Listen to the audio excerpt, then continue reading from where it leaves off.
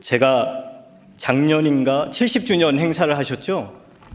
네, 저한테 초청장이 안 왔더라고요.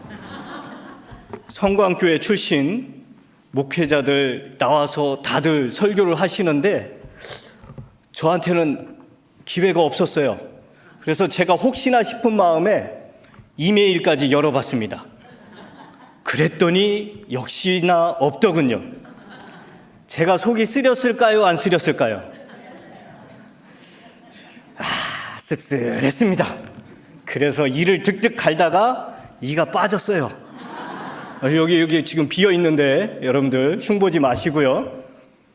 그래서 저 마음속에 하나님, 제가 지난번에 한번 가서 설교는 했지만 이번에 한 번 더 기회를 주십시오. 이번에 한 번만 더 기회를 주시면 하나님의 은혜를 나누는 그 말씀을 전하고 싶어요. 하나님이 제 삶에 어떻게 역사를 하셨는지 그걸 이야기하고 싶어요. 그랬는데 우리 주님께서 이렇게 기회를 주셨습니다. 감사합니다, 목사님. 네. 저는 여러분들도 알다시피 이 교회 출신이고 저희 아버지는 사찰 집사님이셨습니다. 그리고 저희 어머니는 굉장히, 제가 지난번에도 말씀드렸지만 단무지 신앙으로 저를 키우셨습니다. 뭡니까? 단무지 뭐예요? 단순하게, 무식할 정도로 지속적으로 기도하시면서 키우셨어요. 저는 그게 얼마나 저한테 큰 은혜인지 몰라요. 그런데 제가 이제 처음에 저희 어머니가 저를 임신했을 때 저희 아버지가 여보 우리 집에 이미 애들도 많은데 이 생긴 거 요거 뭔지 모르지만 그냥 소파합시다 이랬대요. 근데 저희 어머니가 어떻게 아시고 안 됩니다. 이 아들은, 뱃속에 있는 사람이 뭐 아들인지 딸인지 어떻게 알고, 이 아들은 내가 하나님께 바치려고 하는 그런 아들입니다. 절대 지울 수 없습니다. 그래서 제가 살아났습니다. 그런데 문제는 뭐냐? 어머니가 태교를 잘 하셔야 되잖아요. 여기 지금 웃는 분은 아실 거예요. 저희 어머니가 찬송가를 어떻게 부르시는지 1장부터 마지막 장까지 음과 박자 모든 높이 막 다 똑같아요. 그런 분이 뱃속에다가 그 이성일 넣어놓고는 그냥 그런 태교를 받고 자란 제가 이따가 찬송 한 곡 하겠습니다. 어떤 결과가 나오는지 한번 보십시오. 네, 지금부터 배꼽 잡으시면 안 됩니다. 자, 그런 은혜 가운데, 그런 어머니의 아주 절실한 기도 가운데 제가 초등학교를 지나면서 이렇게 중학교를 지나고 이제 어머니가 말씀을 하셨습니다. 너는 하나님께 바쳤어. 그러니까 목사가 돼야 돼. 어릴 때는 순종하는 마음이 있었지요. 그래서 알겠습니다 했는데 사춘기가 들어서면서 목사, 이거 내가 과연 갈 수 있을까? 할 수 있을까? 의구심이 들었어요. 그래서 못하겠다, 안 하겠다라는 마음이 더 많이 들어왔습니다. 그리고는 어머니 말씀에 순종을 안 하려고 이제 중학교 3학년 때 고등학교를 인문계를 가지 않고 공업계, 공고를 가겠습니다. 그렇게 말씀을 드렸다가 아주 많이 혼났습니다. 그래서 1차 거기에서 이렇게 이제 어머니, 아버지 말씀에 따라서 인문계 고등학교를 갔지요. 그런데 뭐 원해서 간 게 아니니까 공부에는 관심이 없고 일찌감치 세상을 경험을 해보자. 네. 근데 뭐 경험도 제대로 못했고요. 왜요? 어머니 엄청난 그 단순무식한 기도로 저를 그냥 꽉 둘러쌌어요. 어디 좀 나가서 좀 놀아보려고 하면은 어머니의 기도가 생각이 나서 놀 수가 없어요. 친구들이랑 좀 다른데 좀 이상한데 좀 한번 가보려고 하면 저희 아버지가 기도는 안 하셨어도 저한테 늘 하시는 말씀이 성일아, 나는 너를 믿는다. 아이, 믿는다는데 어떻게 해요? 제가 딴 데 가서 발발발발 떨다가 우리 아버지가 나 믿는다고 했는데 그러면 안 되지. 그래서 선을 못 넘었어요. 결국에 고등학교를 이렇게 졸업할 때가 돼서 대학을 이제 가게 될 상황이 됐는데, 그때 이제 어머니가 다시 한번 저를 부릅니다. 그리고 저는 어머니가 무슨 말씀을 하실지를 알았기 때문에 귀를 딱 막고 마음을 닫고 준비를 하고 있었습니다. 어머니, 저는 절대로 안 갑니다. 신학교 안 갑니다. 그런데 저희 어머니가 뭐라고 말씀하시냐면, 아들아, 너 외할머니 알지? 외할머니 모르는 사람이 어디 있어요? 엄마가 외할머니 많이 닮은 거 알지? 알지요. 외할머니 장수하셨니? 일찍 가셨니? 일찍 가셨지요. 엄마가 외할머니 닮았다고 했지? 네. 죽은 사람 소원도 들어준다는데 얼마 안 남은 엄마 목숨, 엄마 소원 좀 들어줘라. 그래서 제가 또 효자 아닙니까? 효자. 제 생각의 효자. 네. 마음만 효자. 그래서 결국에 신학교를 가게 됩니다. 되는데 학교에 갔더니 입학 지원서를 쓰는 거예요. 입학 동기서. 그런데 다른 사람들은 페이퍼에다가 큰 종이에 막 앞으로 뒤로 빽빽하게 써가지고 그런 열렬한 마음을 가지고 목회자가 되겠다고 다짐을 하고 신학교를 지원을 했다는 거예요. 그런데 저는 도무지 이걸 다 채울 수가 없는 거예요. 그리고 제 마음에 채우고 싶지도 않고, 그래서 썼던 글자가 딱 6글자 썼습니다. 저 좀 대단해 보이지 않아요? 6글자밖에 안 썼어요. 뭐라고 썼느냐? 타이 반 자이 반.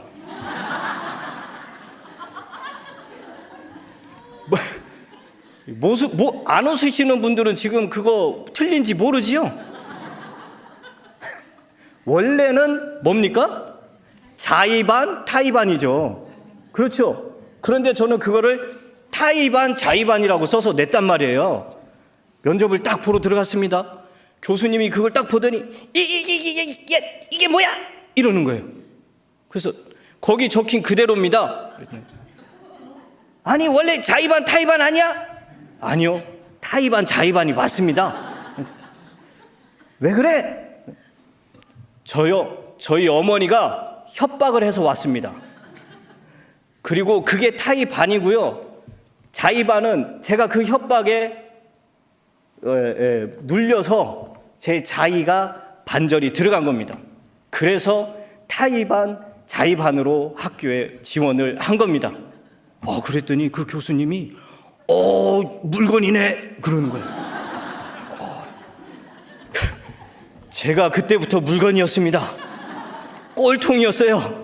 학교에서는 제가 여기에서 우리 군산 성광교에서 배운 신앙의 교육은 정말 얼마나 뜨거운 신앙이었는지 몰라요. 기도 훈련 토요일마다 정말 그 지하실에서 우리 학생들 땀 흘리고 발냄새 나고 막 난리가 나도 거기서 뜨겁게 부르짖고 기도했고요. 말씀으로 양육을 받았고요.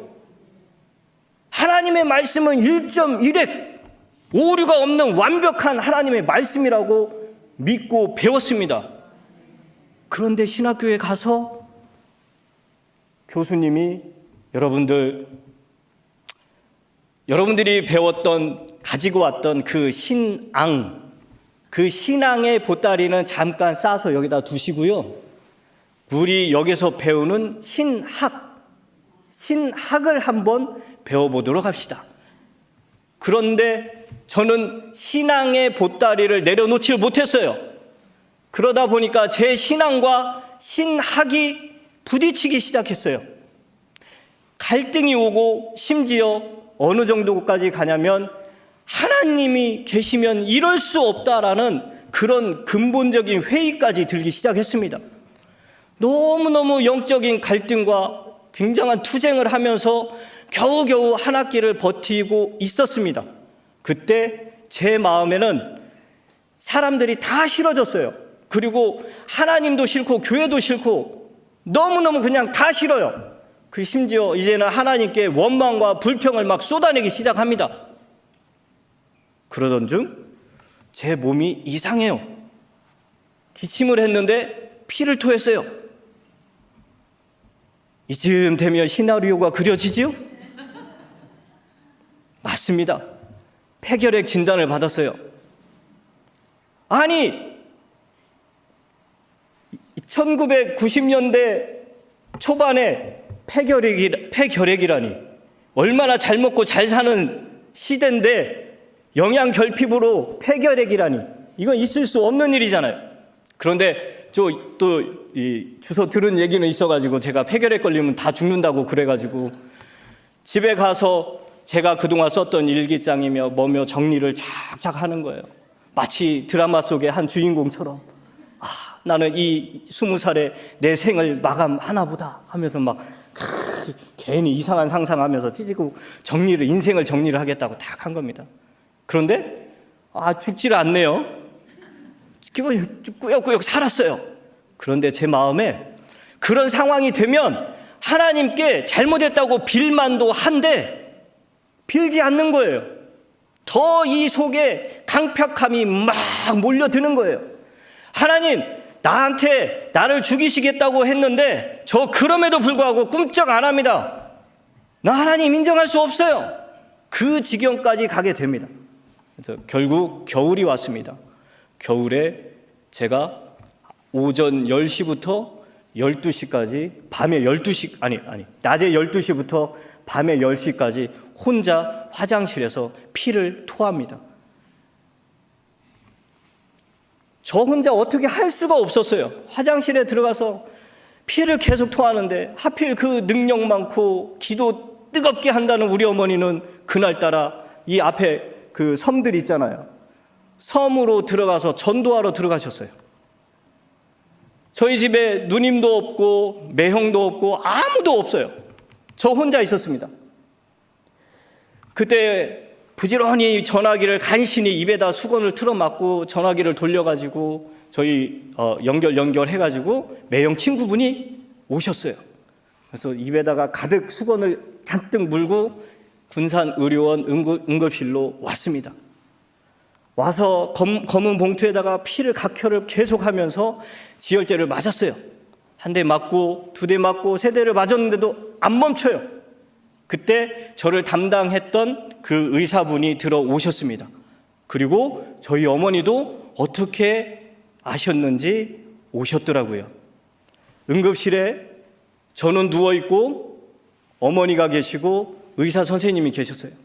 근데 그 의사 선생님이 그 자리에서 무슨 말씀을 하시냐면 이 친구를 지금 현재 원광대 병원으로 옮기는 그 사이에 죽을 수 있습니다. 의사 선생님들 왜 이렇게 극단적으로 말씀을 하세요? 그 20분 안에 그 군산에서 원광대까지 앰뷸런스 타면 얼마나 빨리 가겠습니까? 제 생각에 20분 안에 죽을 수 있겠다라는 생각이 들더라고요. 그쯤 되면 사람이 어떻게 할까요? 주여 살려주세요 이래야 되잖아요. 안 해요. 제가 그만큼 완전히 파괴가 돼버린 상태였어요. 그때 어머니가 의사 선생님이 그러고 딱 있는데 어머니가 제 옆에 오시더니 양쪽 가슴에다가 손을 딱 대고 드디어 우리 김진천 여사의 그 무식한 그 기도가 거기서 시작이 됩니다. 응급실에서 사람들이 있거나 없거나 말거나 막 주여 니스칼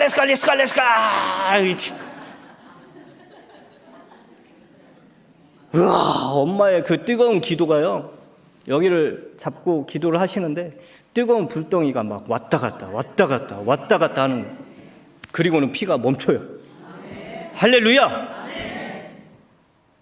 여러분, 기도에 이런 능력이 있는데 왜 기도 안 해요? 그런 기도를 받고 멈췄죠. 이제 독방으로 들어갑니다. 그때 어머니가 빨간색, 여러분 겉에는 검정색이요 안에는 빨간색으로 되어 있는 성경책 있죠? 그거 하나 제 방에다 탁 넣어주고 네가 하나님 만나, 그러고 나가시는 거예요. 제가 그 자리에 털썩 주저앉아가지고 그 성경책을 품고 울기 시작합니다. 주여, 주여. 예전에는 어머니 협박에 못 이겨 내가 주의 길을 간다고 했지만 아닙니다. 이제는 내 자의로, 내 의지로 결단하고 주의 길을 가겠습니다. 내가 신실한 주의 종이 될 수 있도록 나를 살려주십시오. 나에게 기회를 한번 주세요. 나 멋지게 한번 해보고 싶어요. 주님이 치유해 주시고 회복을 시켜주셨어요. 그리고는 회복을 시켜주셨으면 그 다음에 어떻게 돼야 돼요? 강건해야 될 거 아닙니까? 12월 한 달을 병원에 혼자 독방에 누워있다가 1월 달에 자랑스러운 공익 일기로, 여러분 공익 일기가 뭔지 아세요? 방위가 없어지고 공익 근무, 그거 하러 3호 사단으로 갑니다. 남들은 이렇게 하고 가는데 저는 비실비실 말라가지고, 죄송해요, 저 49kg에 들어갔어요. 49kg에 약봉지, 폐결핵이니까 혹시 몰라서 그 군의관이 저한테 너 그거 허락해 줄 테니까 약봉지 가지고 들어가고, 그래서 제가 약봉지를 들고 그 3호 사단에 가서 한겨울 1월에 훈련을 받습니다. 이야, 49kg에서요 그 훈련 받고 나왔는데 55.5kg가 되는 거예요. 그러면 제가 밥을 얼마를 먹었겠습니까? 나왔는데 삐쩍 말랐던 사람이 왠지 막 근육이 이만해진 것 같고 막 그런 착각 속에 건강이 회복된 거예요. 결국 공익생활 18개월을 하면서 제 몸무게가 64kg로 딱 건강한 몸으로 나오게 됐습니다. 그리고는 신학교에 복학을 해서 열심히 하다가 참 사람이 간사해요. 이제 4학년쯤 딱 되니까 마음에 이 요상한 생각이 들기 시작합니다. 나도 좀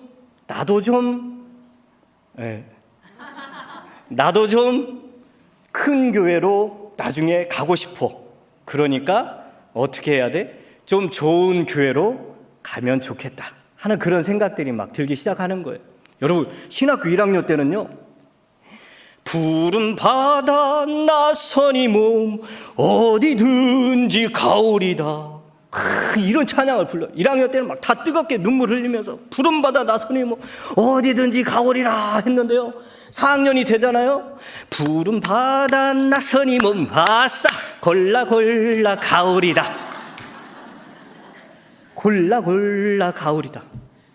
여러분, 뭐 극단적인 표현이지만 이렇게까지 바뀌어요. 근데 그 찬양을 어느덧 제가 읊조리고 있는 거예요. 자, 주님께서 저를 한번 테스트를 하시더군요. 뭐냐면 시골에 있는 교회에 사람이 없다는 거예요. 갈 사람이. 어떤 목사님이 저한테 부탁을 하는데 제가 그랬어요. 목사님, 노, 안 된다고. 나는 거기 가면 안 된다고. 딱 손살에 치고 끊었습니다. 그런데 1년 뒤에 정확히 또 그 목사님이 저를 부르세요. 그리고 또 말씀을 하십니다. 그래서 제가 그때 그러면 제가 기도 한번 해보겠습니다. 그리고는 기도원에 가서 기도를 시작합니다. 금식 기도를 시작을 해요. 한 끼 굶었어요.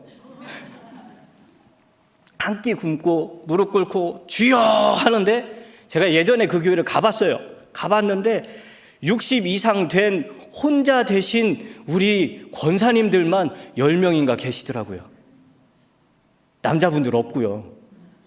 그런 교회예요. 근데 그분들의 얼굴이 턱턱턱턱 떠오르는 거예요.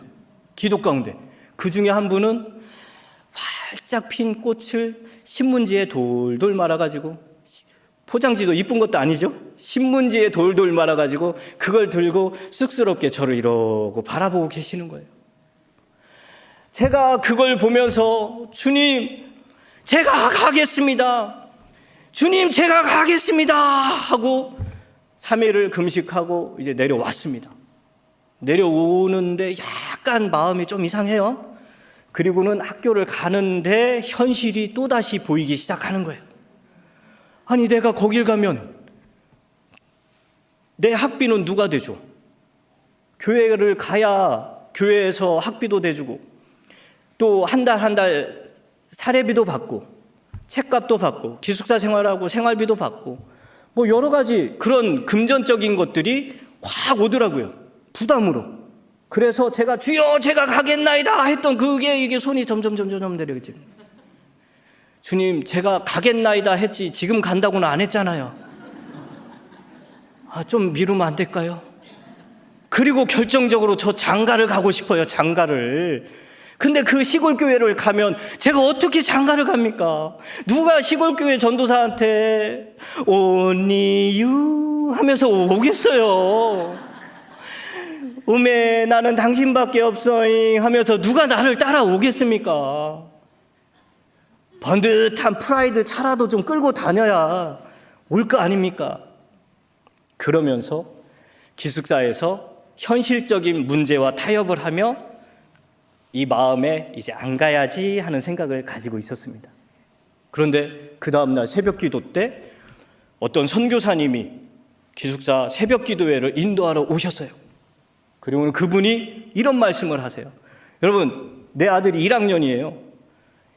1학년짜리가 어느 날 이제 학교 갈 때가 됐는데 학교를 안 가겠다고 그러는 겁니다. 그래서 야, 너 왜 학교를 안 가는데? 아버지, 저는요 가방을 살 돈도 없고요, 그리고 학용품을 살 그런 능력도 없어요. 그래서 저는 학교를 안 갈 겁니다. 그 얘기를 하더라는 거예요. 그래서 이 선교사님이 야 이놈아, 그건 네가 할 일이 아니고 내가 할 일이야. 그건 1학년짜리 네가 하는 게 아니고 아빠인 내가 네 책가방을 사주고 네 학용품을 사주고 네 옷을 사주는 거야 이놈아. 그게 아빠의 역할이라고. 저는 공부는 못했어도 제일 앞자리 가운데만 늘 앉았거든요. 근데 그 선교사님의 침과 함께 이 그 말씀이 제 가슴을 또 확 치는 거예요. 그래서 주여 알겠습니다. 가겠습니다. 다 책임져 주세요. 자, 그런데 저희 큰형님한테 전화가 왔어요. 잠깐 집에 좀 들리래요. 갔습니다. 갔는데 저희 큰형님 입이 이만해졌어요. 여기 이렇게 올라갔어요. 그래서 왜 저렇게 좋아하시지?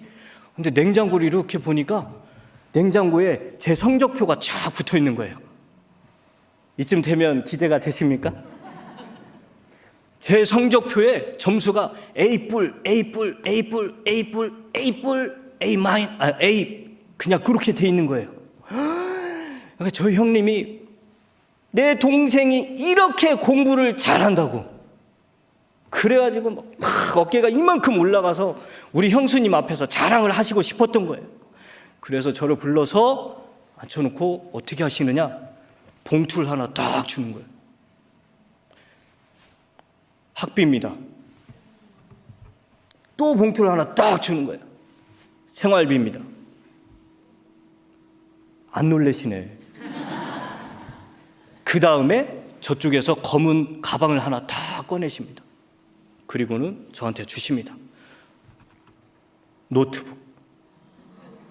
노트북을 주시는 거예요. 이야, 제가 뭘 심란해 했죠? 학비, 생활비, 그 다음에 학용품. 그렇죠? 다 해결이 된 거예요. 그 다음에 또 저한테 전화 주셨던 그 목사님 있죠?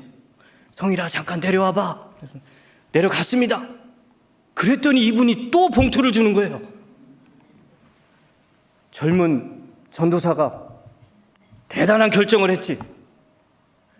우리 목사님들이 십시일반 모았어.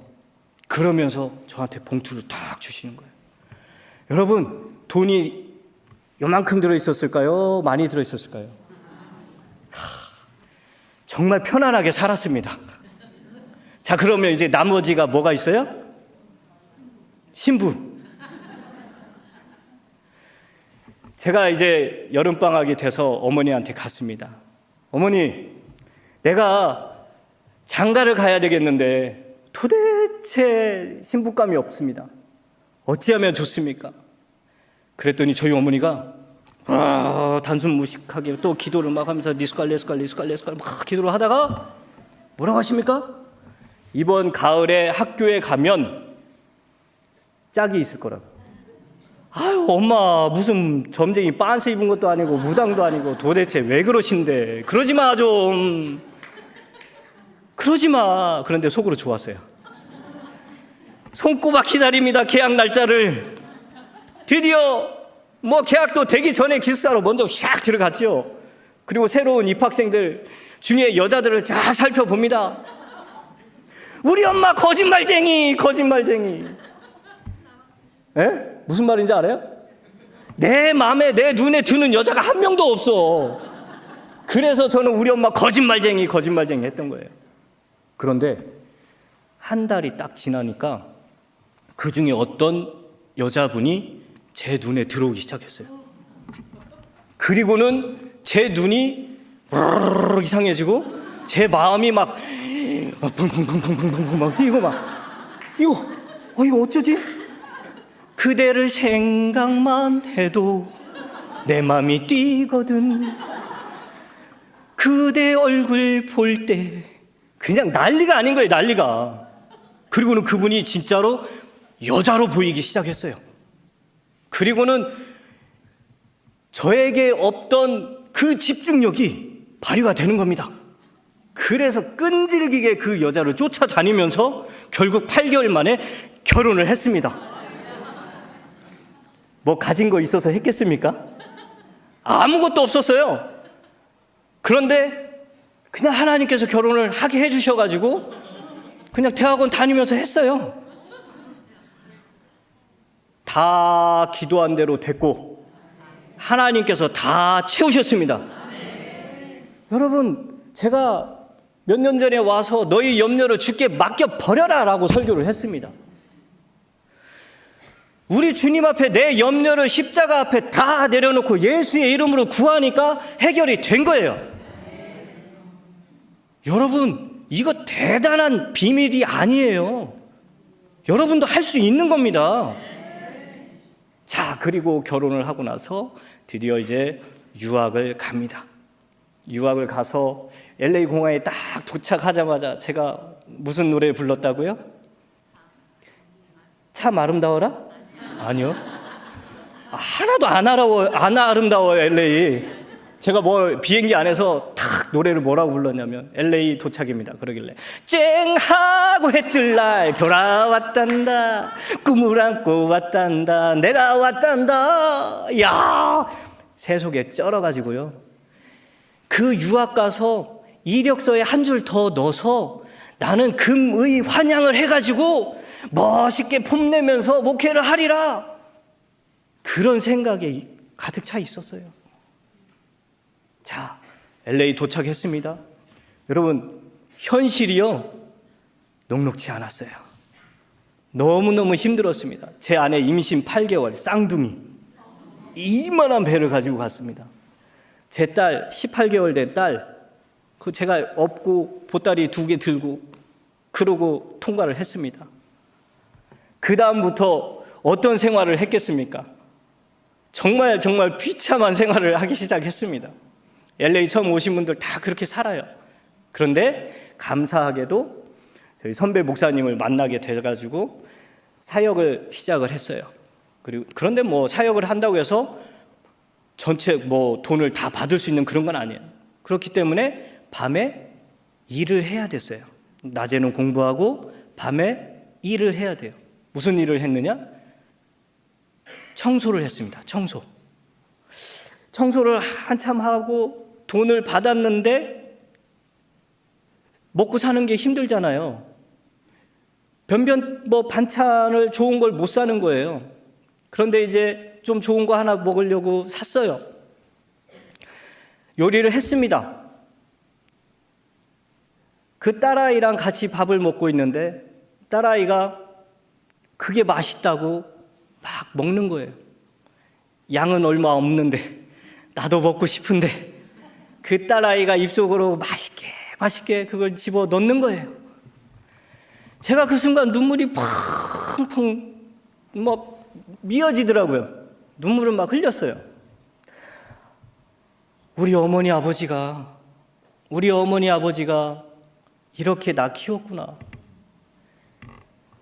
자기 입으로 안 넣고 자식 입에다가 넣고, 자기 힘들어도 배고파도 자식 굶으면 안 된다고 그렇게 키우셨구나.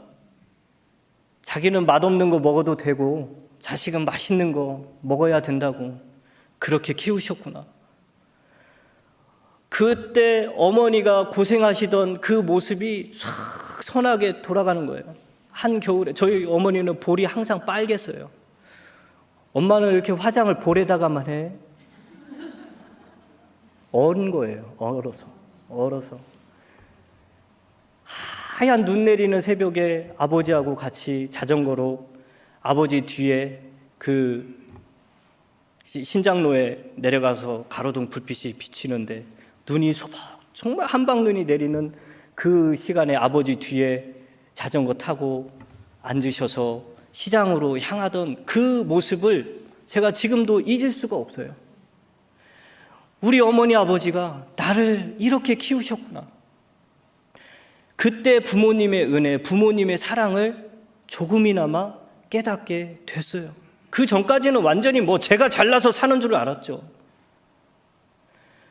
그리고 이제 월급을 받았는데 11조를 떼야 되잖아요. 제가 집세를 내야 되고 학비를 내야 되고 생활비를 써야 되고 마음에 갈등이 들기 시작하는 겁니다. 11조가 벌벌 하기 시작하고요. 감사 헌금이 벌벌 하기 시작하는 거예요. 제가 한국에 있을 때는 헌금 드리는 게 뭐가 그렇게 어려워? 성도님들한테 그렇게 얘기했어요. 하나님이 주신 게 얼만데 당신들 그거밖에 헌금 못해? 큰 소리 꽝꽝 했어요. 저야 월급 받고 사택에 있으니까 돈이 그렇게까지 궁하지는 않았죠. 빠듯하게 살았지만 11조 내고 헌금하는데 아무 문제가 없었죠. 그러나 LA에서 아무 지원 없이 혼자 그걸 벌어서 헌금 내고 감당을 할 수가 없더라고요. 그때 우리 성도님들이 얼마나 수고하고 애쓰는지를 알았고, 우리 성도님들이 얼마나 피와 땀이 묻어있는 그 헌금을, 그 예물을 주님 앞에 바치는지를 알았어요. 그 뒤로 저는요, 교회에서 이면지, 그냥 종이 한 장을 제대로 못 써요. 그 뒤로 저는 교회 물품 새로 안 사요. 있는 거 그대로 그냥 그것만 가지고 쓰는 거예요. 이면지 다른 사람들 쓰던 거 남은 거 다 모아다가 그거 뒷면 쫙쫙 긋고 다시 앞에 쓰고요. 성도들 헌금, 저 돌아다니면서 우리 아버지가 사찰 집사님이셨지만 제가 돌아다니면서 큰 교회 막 에어컨 끄고 불 끄고 그러고 돌아다니는 거예요. 왜요? 성도님들이 얼마나 수고하고 애쓰게 번 돈으로 헌금을 하는지, 피 같은 돈, 생명 같은 걸 바치는지를 알았기 때문에 절대 허투루 쓸 수가 없었어요. 그러던 어느 날 청소를 하다가 변기를 막 닦고 있는데 갑자기 내가 왜 이러는지 몰라 하면서 변기를 붙잡고 울기 시작합니다. 주여, 내가 주님이 사랑하는 성도들을 붙잡고 울어도 시원찮을 마당에 이 변기를 붙잡고 울고 있는 내 모습이 참 처량합니다. 내가 미국에 변기 닦으러 왔냐고, 성도들 눈물을 닦아주러 왔는데 왜 나를 변기만 닦게 하냐고 주저앉아가지고 펑펑 울었어요. 그리고 나서 주님이 길을 또 열어주셨어요. 큰 교회, 그래? 네가 마음대로 해봐. 그래서 큰 교회에 부교역자로 또 들어가게 됐습니다. 거기에서 그 목사님이 영주권도 해주시고, 또 저도 마음껏 성도들을 품고 기도하고 열심히 신방하고 말씀 준비해서 먹이고 하면서 저도 사랑받고 그분들한테도 사랑을 막 베풀었어요. 얼마나 기쁘고 감사했는지 몰라요. 그런데 또 제가 하다 보니까 뭔가 성과가 나오니까 교만해지기 시작합니다. 내가 마치 한 것처럼, 내가 마치 대단한 존재인 것처럼 또 제 안에서 교만이 스멀스멀 올라오기 시작합니다. 결국엔 제 목에 기부스를 했어요. 무슨 말인지 알죠? 천상천하 유아독존, 우리 교회에 나보다 잘난 사람은 없으니 오직 나만 있도다. 그 정도로 교만이 올라갔습니다. 왜 그러냐면 그때 제가 성경을 공부하기 시작했는데 창세기부터 계시록까지 엄청난 양의 공부를 하기 시작했어요. 그래서 눈만 감으면 창세기부터 계시록까지 성경 말씀이 왔다 갔다 하면서 이 말씀이 저기에 창세기 6장의 말씀이 뭐 욥기 38장하고 연결이 되고 이런 뒤에 막 왔다 갔다 하면서 다니엘의 말씀이 요한계시록 어디하고 연결이 되고 하는 게 막 돌아가기 시작하는 거예요. 기쁜 거예요. 다른 사람들보다 더 내가 많이 알고 있어요. 그러니까 이게 주체를 할 수 없는 겁니다. 어디를 가든 내가 좀 알고 있다라는 것을 드러내고 뽐내고 싶은 거예요. 그래서 성도들 앞에서 괜히 이런 거 아십니까? 몰라요? 교회를 몇 년을 다녔는데 몇십 년을 다녔는데 이런 것도 모르시냐고. 교만이 하늘을 찔렀습니다. 교만은 넘어집의 앞잡이잖아요. 저는 실패를 했습니다. 그곳에서 나오게 됐어요. 그리고 아무것도 할 수가 없는 저를 하나님께서는 개척을 시키셨어요. 이래봬도 저 LA에서 개척한 사람이에요. 아무 생각 없이, 그것도 하나님 앞에 금식기도 하고 매달려서 개척을 한 게 아니에요. 그런데 개척을 했는데 제 마음에 뭐가 문제냐면 저를 향해 질타했던 사람들의 그 소리가 그걸 인정할 수가 없었어요. 솔직히 저는 그거 굉장히 그분들이 오해를 하셨는데 용서를 할 수가 없었던 거예요. 제가 1년 반을 혼자 새벽에 나가서 뒹굴뒹굴 하면서 막 나 억울해 죽겠다고, 하나님한테 나 억울해 죽겠다고, 하나님 내가 왜 그런 모욕을 당해야 되냐고, 내가 왜 그런 불명예스러운 그런 소리를 들어야 되냐고, 나는 잘못한 게 하나도 없는데 주님 왜 그러십니까? 1년 반을 울며 성경책만 보고 있었어요. 그런데 어느 날 주님이 그러시더라고요. 마음에 감동을 주시는데, 성일아, 정말 너 자신을 한번 들여다봐라. 그 사람들이 하는 말이 100% 다 틀린 말이니? 그 사람들이 하는 말 가운데 너에게 해당되는 게 정말 하나도 없니? 다 그 말씀을 주시는 거예요. 그 다음부터 곱씹어 보기 시작합니다. 저 자신을 곱씹어 보기 시작하는데 정말 사도 바울의 고백이 거기서 나오더라고요. 주여, 제가 정말 죄인의 괴수였습니다. 오라, 나는 내 마음에 원하는 그 선을 행하고 싶은 한데, 성령의 법을 행하고 싶은데 이 악한 것만 내 속에, 이 겉으로 막 튀어나오는 것을 볼 수가 있었어요. 내가 아무것도 아니라는 것을 알게 됐어요. 아무것도 아니라는 것. 그래서 더 열심히 하나님의 말씀을 보기 시작했습니다. 회개하고 그들을 용서하고, 그리고 이 말씀을 보기 시작하니까 말씀이 가득가득 또 차기 시작해요.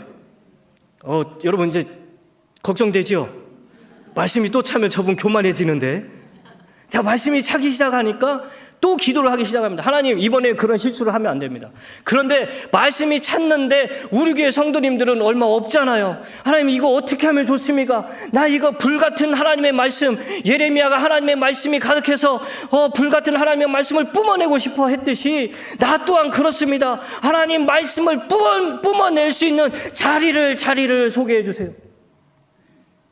그래서 저는 엄청난 지식의 말씀을 가지고 있다 생각했기 때문에 우리 주님께서 저를 뭐 어디 신학교 강단이나 뭐 아주 좋은 그런 강사로 딱 가게 하실 줄 알았어요. 그런데 제가 간 데가 어디냐면 양로병원. 양로병원에 갔어요. 여러분들 양로병원 아시죠? 몰라요? 알죠?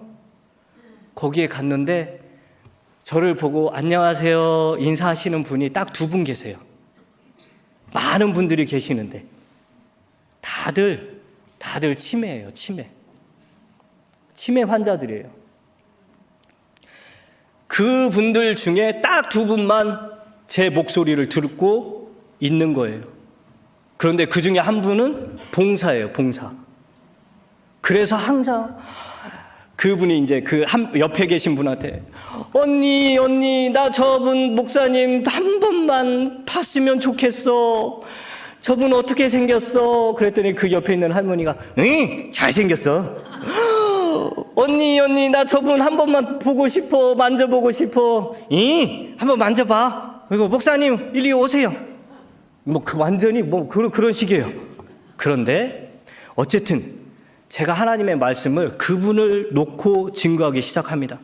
요한복음 말씀을 가지고 증거했어요. 하나님이신 예수님이 하나님이십니다. 여러분들이 예수님이신 하나님을 믿으셔야 구원을 받는 겁니다. 영이신 하나님이 십자가에 못 박혀 돌아가실 수 없어서 육신을 입고 이 땅에 오신 분이 그분이 바로 예수님이십니다. 그 육신을 입고 오신 그 하나님이 십자가에서 피를 흘리셨기 때문에 그 피가 점도 없고 흠도 없고 완벽한 어린 양의 피십니다. 그래서 그 피가 우리의 죄를 완전히 씻을 수 있는 겁니다. 아멘 하셔야죠. 왜 그 양로병원에 있는 할머니들 마냥 아멘을 안 하시면 어떡해요? 그 봉사 할머니만 아멘 하는 거예요. 그런데 제가 그걸 2년 반을 했습니다. 불같은 하나님의 말씀을 가득 품고 어디 가서 전파하느냐? 알아듣는 사람 1명, 2명 있는 그곳에 가서 2년 반을 주의 그 진리의 말씀, 생명의 말씀을 막 선포합니다. 그런데 놀라운 일이 벌어집니다. 거기에 있는 할머니, 할아버지들이 순간순간 아멘. 더 놀라운 건 저쪽에 여기에 모이지 못하고 저쪽에 누워있던 할머니 할아버지들이 아멘. 제 목소리가요 얼마나 컸는지 몰라요. 여기에서는 마이크가 있으니까 이렇게 하죠. 거기에서는 정말 한 시간 하고 나면 제 목이 완전히 쉴 정도로 이 연사 외칩니다 막 그렇게 하고 왔어요. 그런데 주변에 멀쩡하게 일을 도와주는 사람들이 있을 거 아니에요. 그분들이 은혜를 받더라고요. 저는 그 경험을 하고 나서 하나님께서 합력하여 선을 이루시는구나. 이성일 목사를 하나님께서 다듬어 가시는구나. 너무너무 좋은 거예요. 너무너무 좋아요. 그래서 제가 이제 하나님, 제가 이렇게 열심히 일하는데 저한테 주실 상이 뭡니까? 저는 솔직히 우리 하나님, 여러분 어떤 하나님을 믿으세요? 그러면 어떤 분은 전능하시고 전지하신 하나님을 믿습니다. 나를 구원해 주신 구원자 하나님을 믿습니다. 막 이런 분들이 있고, 나에게 도움을 주시는 그 하나님을 믿습니다. 막 이런 분들이 있는데 저는 상 주시는 하나님을 믿습니다. 그래요.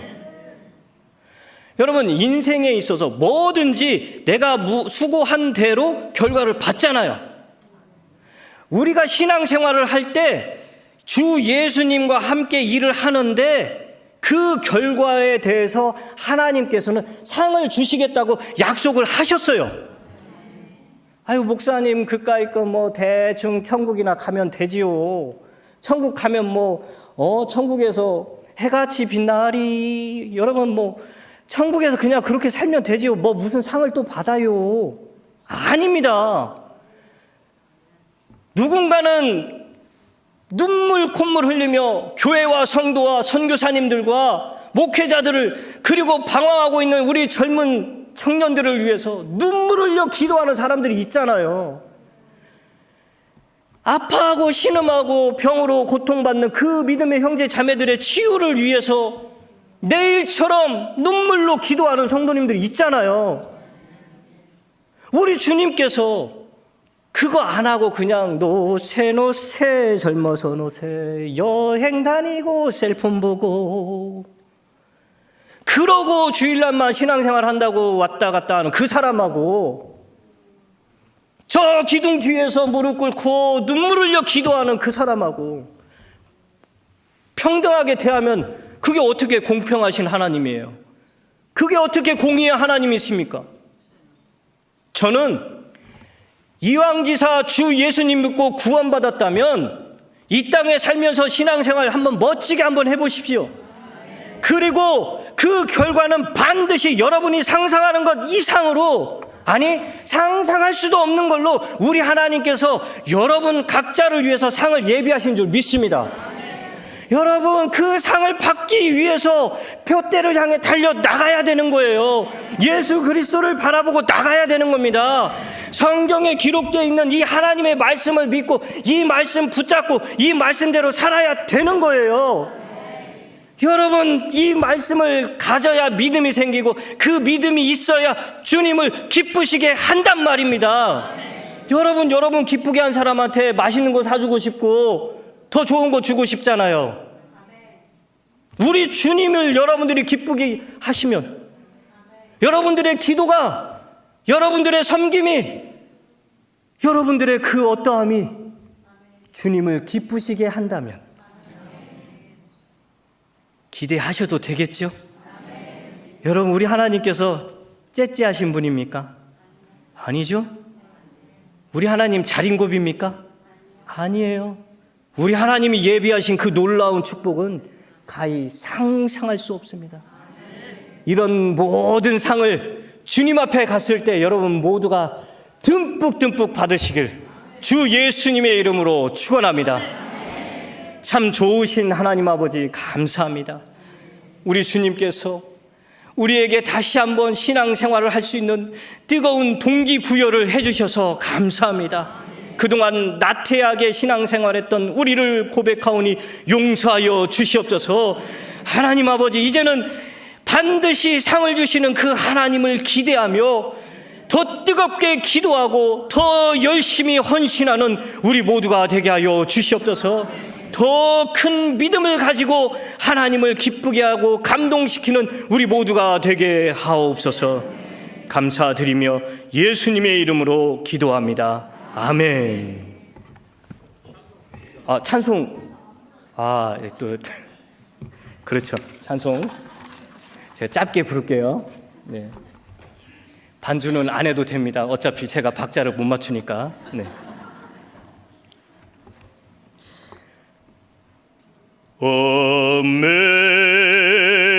Amazing grace, how sweet the sound that saved a wretch like me.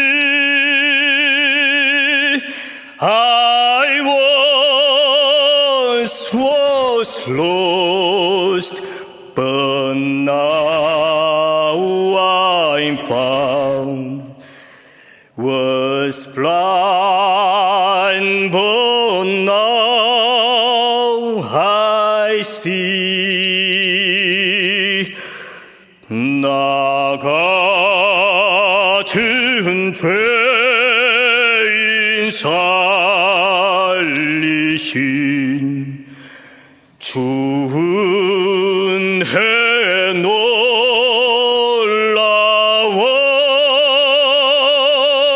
이뤘던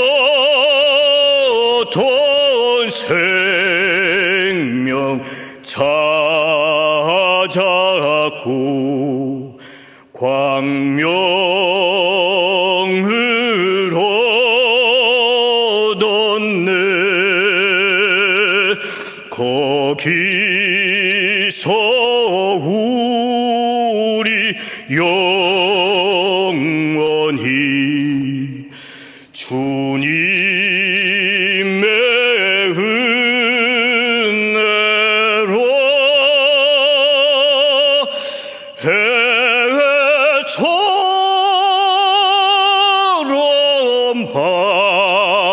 밝게 살면서 주 찾아가리.